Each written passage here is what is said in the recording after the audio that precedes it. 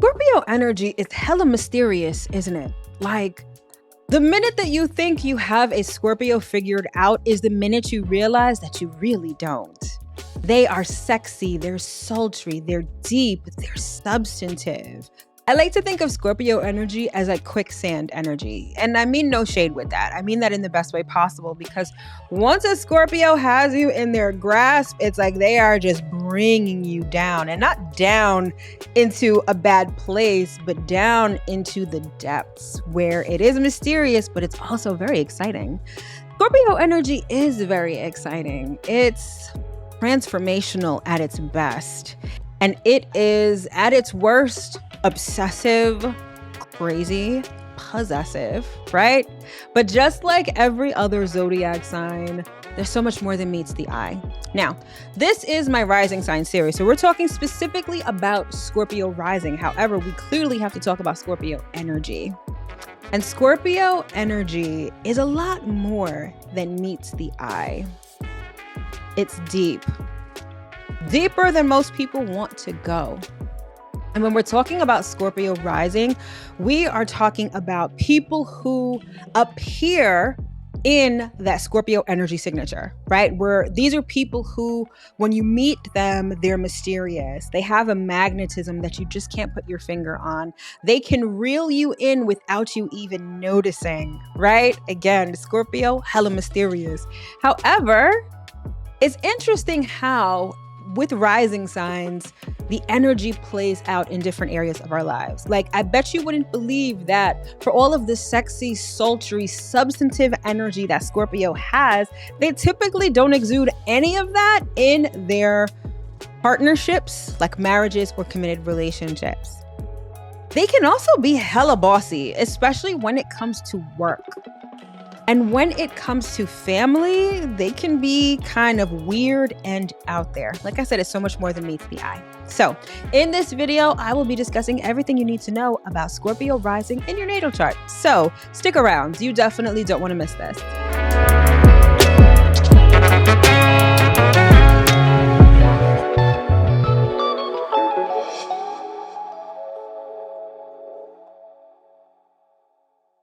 Hello, my loves. As always, I hope that this video finds you well and in excellent spirits. If this is our first time meeting, welcome. My name is Mel. I'm a professional astrologer, and I'm the founder of Divine Feminine Works, where I help people unlock their divinity and discover their magic. And as always, if you are returning, welcome back. So we're keeping the party going with our Rising Sign series, and today we are talking all about Scorpio rising. So this would mean that you have Scorpio as your first house. Now, before we get into all of the juicy, and I use juicy intentionally because we're talking about Scorpio, right? Before we get into all of the juicy details, I just want to preface this by saying that these videos are all about general characteristics. So you're a Scorpio rising, you've got Scorpio as your first house. All of this information is based on the setup of your astrological wheel, based on the fact that Scorpio is your first house. Now, this information may resonate with you, but even if it doesn't, let's say this information, like maybe you deviate from some of the things that I'm talking about, it's probably because of the personal placements of the planets in your natal chart, right? Your natal chart will tell you exactly how some of these characteristics play out in your life. So it's important to remember that all of this is general. And if you want to know more about your natal chart, if you would like a natal chart reading, definitely consider scheduling a session with me. My signature service is called The Blueprint. I help you understand your natal chart from beginning to end. It's super insightful. People seem to love it.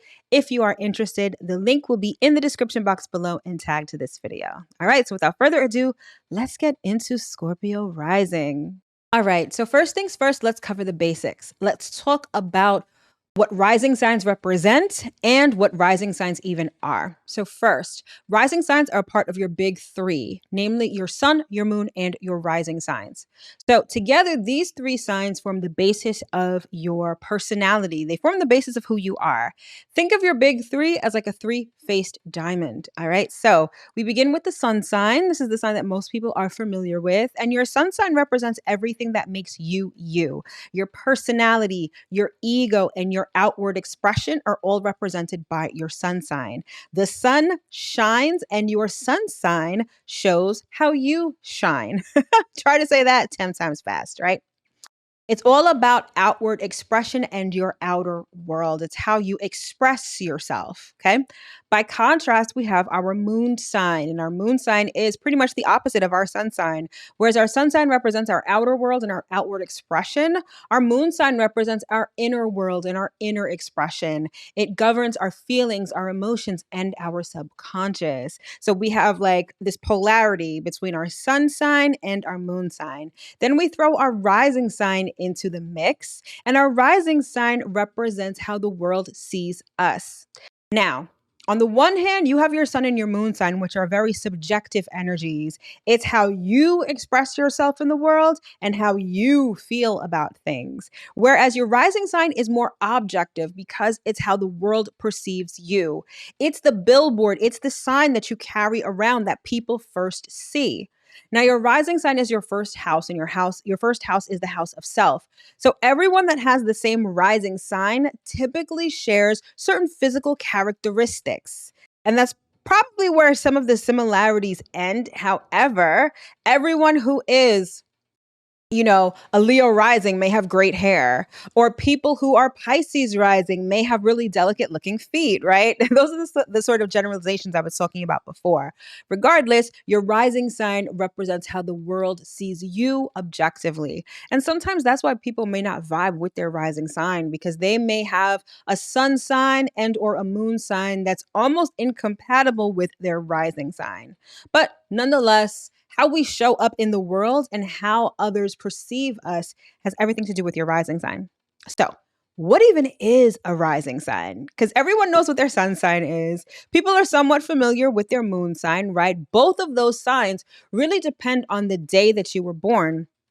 However, your rising sign relies on your precise birth time. That's why it's so important to get your birth time as precise as you can, because the rising sign changes every 2 hours. So there's a big difference between being born at 8 a.m. and 11:30 a.m. even, right? So, the rising sign is the sign that was rising on the eastern horizon at the moment you were born. Think of it as your personal sunrise. It represents the exact moment that you incarnated into this world. It's literally your entrance into this world, right? Now, it's all about objectivity, how the world sees you, all of that good stuff, right?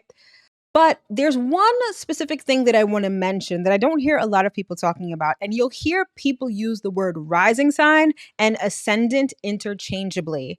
Now, there's nothing wrong with that, although there is a slight nuance between the two. So, the rising sign represents just that sign, irrespective of the degree. Okay, so you could be Gemini rising, Sagittarius rising. It's literally just the sign. However, because of your precise birth time, the eastern horizon was at a particular degree, anywhere between 0 and 29 degrees, right? So that exact degree that the eastern horizon was at when you were born is known as your ascendant, right? And that is what you will see as AS in your natal chart. So, you could be a 12-degree Sagittarius rising. So 12 degrees would be your ascendant, or I should say 12 degrees Sagittarius would be your ascendant. And then Sagittarius, just the sign itself, would be your rising sign. So it's really important to know that. And again, that depends all on your precise birth time. All right. So enough about rising signs and all of this general information. Let's get into the juicy details as they relate to Scorpio rising. And we're going to begin with the main characteristics. All right. So, like I said before, as a Scorpio rising, Scorpio is your first house. And your first house is the house of self. It governs not just your physical body and appearance, but also your mind, what you think, and how you view the world. So, first, let's talk physical characteristics. Scorpio risings are very remarkable in how they look, and you'll likely notice them by their eyes. They have these very magnetic and almost piercing eyes. One of the better qualities of Scorpio is that they can really see through you. Scorpio is the truth seeker, and so their eyes, which are their windows to the world, can see right through you. So they're magnetic and they are piercing, right? As a Scorpio rising, your chart ruler, meaning the most important planets in your natal chart, are both Mars and Pluto. And so both of these planets play a part in how you look. So Mars is very athletic, it's very muscular. So Scorpio rising men tend to have a very muscular build. Even if it's lean, it tends to be muscular. So that speaks to the Mars element of Scorpio rising. Whereas the Pluto element is very deep and substantive. So, especially the women, Scorpio rising women, they tend to be very voluptuous, right? Scorpio has a lot to do with sex. And so, even though Scorpio risings are not ruled by a planet like Venus, which governs like outward appearance and aesthetics, that Scorpio energy, especially as expressed by Pluto, will give you this magnetism and this voluptuousness or attractiveness that may be mysterious. Like, even if there's a Scorpio rising that, let's say, is not necessarily conventionally beautiful or handsome, just the way that they are, the way that they present themselves is very sexy and alluring. Now, also in terms of physical characteristics, Scorpio rising may have sharp facial features. Like I said, the way that they show up, it's unmistakable. Like, you can definitely tell a Scorpio rising, and they will sort of draw you in with either their eyes, their features, or their body shape. So now the first house also covers your thoughts and sort of how you think about life and how you think about the world. And you do so in a very Scorpio kind of way. You guys are like private eyes. You guys want to find the truth of everything. And you like to get down to the bottom of things, no matter how ugly that truth is, right? You're not about superficiality. As a matter of fact, superficiality probably really turns you off. You like things and people and situations that are deep, that are substantive. Think of Scorpio energy as like a fire at the bottom of the ocean. That's like the best way I can describe it. And so, how you view the world is through that lens and with that filter. So, again, you have this mysteriousness, this mystery, and this magnetism that draws people in, right? You know how people tend to be getting lost at the bottom of the ocean, especially them people in that submarine thing that they were controlling with a video game controller? Yeah. Like, when you get too deep, some people really can't handle it. So, how Scorpio rising shows up in the world can often, for other people, feel like a lot. It can feel intense. Scorpio energy may be a little off putting. And I don't mean that in a bad way. It's just that if you are not ready to go to the depths of your soul, then Scorpio rising really is not for you in terms of any sort of meaningful engagement, right? However, they, again, are truth seekers. They're very deep and mysterious, and they will definitely get to the bottom of things. You know, Scorpio energy can really be characterized as maybe even a little witchy, a little occultish, right? And so Scorpio rising people may kind of exude this energy, even if they're not conscious of it. And I don't want you to get scared or turned off, like, oh, I'm not into that shit. Oh, I don't do that. It's not a bad thing. It just speaks to the mystery and the allure that Scorpio energy is so well known for. Okay. And so, again, if you are, let's say you're cross watching this video and you want to get with a Scorpio rising or something, you've got to be able to get deep. And you have to be willing to own your shit. Because Scorpio will, especially Scorpio risings, they will call you out on your shit because they see it, they sense it. Even if you are trying to hide it, even more so, like if you're trying to hide something, Scorpio will definitely suss it out. All right. So be prepared. But it's such a beautiful and rich energy. But again, if you can't handle the heat, get out of the kitchen. All right. So now that we've talked about the main characteristics, let's get into some other important qualities about Scorpio rising. So, with Scorpio being your rising sign, like I said, I think ad nauseum, Scorpio would be your first house. Hey, my love. Hopefully you are enjoying this video thus far. If you've made it this far into the video, comment with a Scorpio emoji so I know that you're still here and that you're still listening.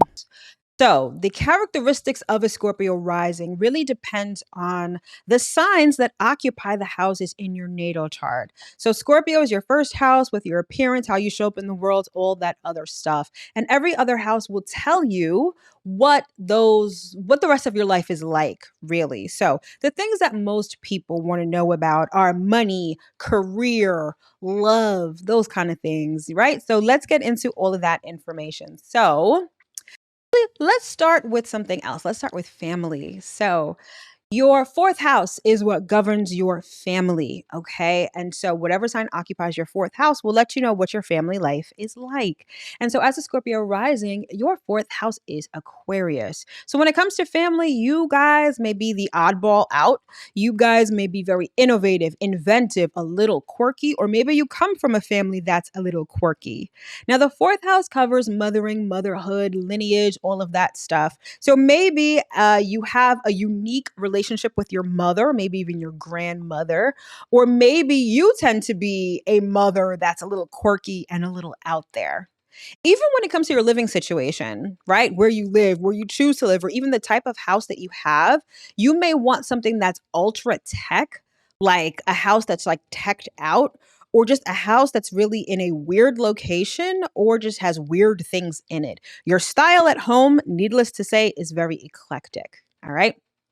Now, let's talk about friendship for a second. So, when it comes to friendship as a Scorpio rising, your 11th house is Virgo. So, your relationships, I should say your friendships, are very down to earth. They're very practical, and you probably tend to be very much of service to your friends. Friends can really depend on you. You're probably a very dependable person, and you may also be kind of like a fixer. I feel like Virgo energy is like kind of where people look to Virgo to fix things. Virgo is great out of making order out of chaos. And so maybe your friends look to you as that fixer in their lives. Next, let us talk about money since that's what everyone wants to know about. So, as a Scorpio rising, your second house of money and material possessions is Sagittarius. So, the second house covers your money and typically how you make money. Now, Sagittarius is far reaching energy. It has to do with higher education and long distance travel. So, maybe you make your money in those ways. Maybe you work overseas. Maybe you're a flight attendant. Maybe you have foreign affairs. Maybe you work in a college or, anything like that. You could be a teacher, you could be a spiritual guru. Like all of the Sagittarian like qualities are typically how you make your money. And if you find that maybe you're not in any of those kind of Sagittarian type of industries, right? Maybe you want to dabble in them even as a side hustle. I feel like that will help your money start to flow. Now, across the wheel from your second house of personal finances is your eighth house of shared resources and debt. And for you, that is Gemini. So when it comes to debt, when it comes to other people's money, you may have like a debt in all different kind of places because Gemini is sort of very mixy. It could have a lot to do with you have a loan here, you got a loan there, you've got a loan everywhere, right? That kind of a thing. Um, yeah, it could just signify a lot of debt, or it could signify debt with respect to one specific thing. Um, Gemini has a lot to do with learning a specific skill. So it could be student loan debt, but nothing that would be too big. It might be kind of small. Now, when it comes to shared resources, which is also covered by the eighth house, Gemini has a lot to do with being social, being chatty, right? A lot of mental activity. So that may have a great bearing on the shared resources that you have. There also might be paperwork, may be a thing when it comes to your shared resources and your debt, because Gemini is definitely the sign of paperwork. So keep that in mind. So, the next topic that people always want to know about is love. And so there's two different houses that we look to when we talk about love and relationships. The first is the fifth house, and this is your romantic partnerships. And the second is your seventh house of committed partnerships. Now, for you, don't mind me. I have to look at this paper because I don't have all of this memorized. For you, your fifth house is Pisces. So when it comes to romance, you guys are very idyllic. You guys want the perfect romantic relationship. You either want to be the knight in shining armor or the damsel in distress that gets carried away by the knight in shining armor. You have very idealistic ideals about romance. You're also very much a giver in your romantic relationships. Pisces is also a water sign, so you're very emotional. You're very in touch with your emotions. And so you love to give almost selflessly to your romantic partners. You also have no boundaries when it comes to your romantic relationship. So that could be a good thing or a bad thing, depending on how you express yourself. Either way, romance is definitely a priority for you when it comes to dating and your romantic relationships. Now, your seventh house of committed partnerships is something different entirely. So, as a Scorpio rising, you guys are seen as someone who's deep, substantive, sexy, sultry, magnetic. However, when you really lock it down with someone, like when you get married, you have a committed relationship, you're a lot more superficial because your seventh house is Taurus. So it's like you care more about material things as opposed to substance. You're very much about the mundane. But most importantly, when it comes to your seventh house of relationships and your committed relationships, security is your thing. And this could be financial security or even emotional security. You have to know that your partner will be stable and that they will maintain a certain lifestyle for you. That becomes your priority when you really lock it down with someone. So it's really interesting because you guys are very sensitive. You guys are pretty sensitive, but substantive, sultry, deep. Except in your committed relationships, you tend to be a little more superficial. No shade. All right. And then finally, what people also want to know about is career and work. So you would look to your sixth house in your natal chart. That would tell you what your 9 to 5, your daily routine, AKA your work, is like, as opposed to your 10th house, which is your house of career and public life. So, as a Scorpio rising, your sixth house is Aries. So, you guys are very fiery, bossy, maybe a little pushy when it comes to your daily job, like your 9 to 5, and your daily activities. You guys are also self starters. So, people probably look at you to start things, initiate things. You tend to be a little bold, a little risky, and very one track minded when it comes to the work that you do on a daily basis. Also, arguably a little selfish. Even if you're doing something that benefits other people, you're really doing it for yourself and to fulfill a goal, a personal goal that you have. All right. And then finally, we come to your 10th house of career and public life. This is your overarching career, your life purpose, or your vocation. And for you, this is Leo. So when it comes to what you do as a career, you guys are meant to stand out. Leo is main character energy. So you guys are the kings and queens of your career. You're meant to be seen. You are the actor or the actress, not you're not in a supporting role. You're in a main character role. You're meant to be seen. You're meant to be venerated and get attention. Okay. Now, Leo energy is also very warm, it's very childlike, and it's very heart centered. So, whatever you do for a career may have to do with children. It may be something where you are, I don't know, running a daycare, or maybe you are involved with children in some way, or maybe something that has to do with a passion of yours. To stand out and be seen can be really hard if you have a career that you really don't like. And so, having a career that you love, having a career that really speaks to your heart and what you're passionate about will make it easier for you to be seen. It may make you feel more like yourself. So, think about that, especially if you're currently in a career that you don't necessarily like or that you're not really passionate about. All right. So, those are all of the main, or not all, those are many of the main characteristics and the areas of life that a Scorpio rising will experience. However, now we get to the point where we talk about what you may not know about yourself and what may be hidden to you as a Scorpio rising. All right. So, let's get into it.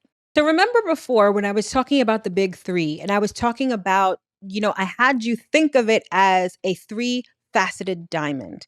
Well, now that we've talked about other areas of the house, I want you to envision yourself as a multifaceted diamond. We have the facet that deals with romance. We have the facet that deals with career. We have the facet that deals with money. However, there is one facet that we often not only overlook, but definitely misunderstand. And that is the facet of ourselves that is hidden. The 12th house in our natal chart covers everything that is hidden. It covers our subconscious, it covers our spirituality, but most of all, it covers the characteristics of ourselves that we often don't see.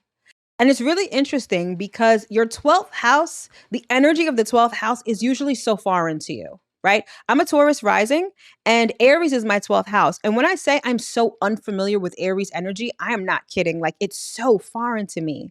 So as a Scorpio rising, your 12th house is Libra. Okay. Now, Scorpio energy is deep, it's substantive, all the stuff I've been saying all video, right? However, Libra is a lot more superficial.